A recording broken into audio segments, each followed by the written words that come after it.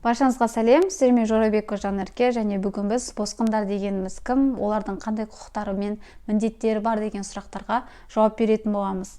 Босқын дегеніміз өз өмірінен, бостандығынан қорқатын, елінің қолдауын қолдана алмайтын және өз елінен кетуге мәжбүр болған адамдарды айтамыз.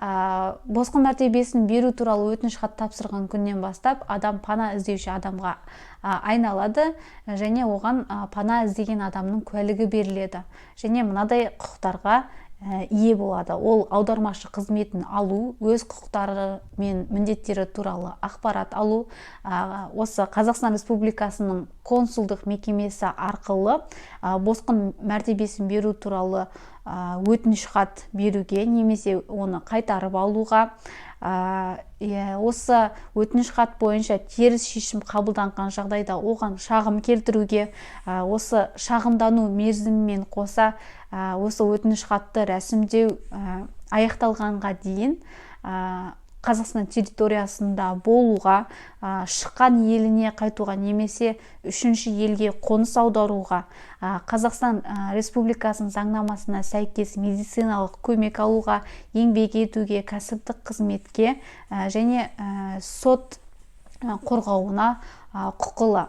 Осы құқықтармен қатар бірқатар міндеттері бар. Олар біріншісі осы мәртебе беру үшін дәйекті мәлімет ұсыну, Қазақстан Республикасының заңнамаларын сақтау, осы Қазақстан Республикасынан кететін ниеті болған жағдайда уәкілетті органды хабарлау, Қазақстан Республикасының аумағында тұрғылықты жері бойынша тіркелуге міндеттеледі.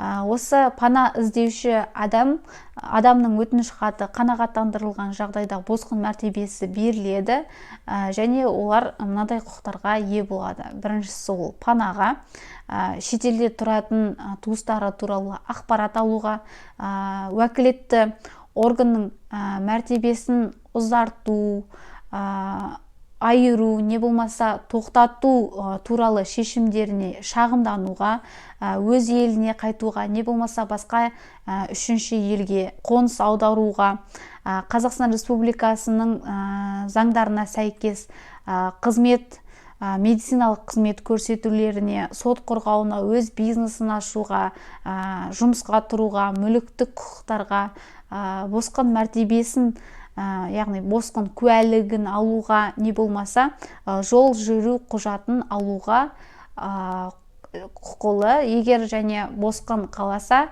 Қазақстан Республикасының ықтияр хатына тапсыруға, одан кейін Қазақстан Республикасының азаматтығын алуға құжат тапсыруға құқылы.